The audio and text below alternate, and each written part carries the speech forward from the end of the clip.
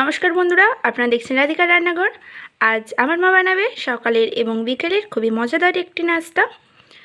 খুবই কম টাইমে আর খুবই কম সময়ে হয়ে যাবে বাড়ির সামান্য কিছু উপকরণে।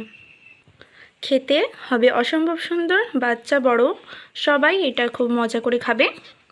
এটা বানানো খুব কঠিন না, তবে চলুন আমার মা কীভাবে বানাচ্ছে দেখে নিই। বন্ধুরা, প্রথমে মা এখানে ময়দা নিয়ে নিচ্ছে।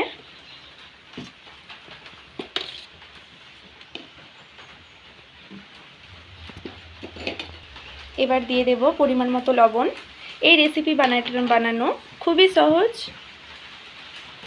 যেভাবে আমরা বাড়িতে রুটি বানাই ঠিক সেভাবেই আমরা ময়দাটা ভালো করে জল দিয়ে একটা ডো বানিয়ে নেব।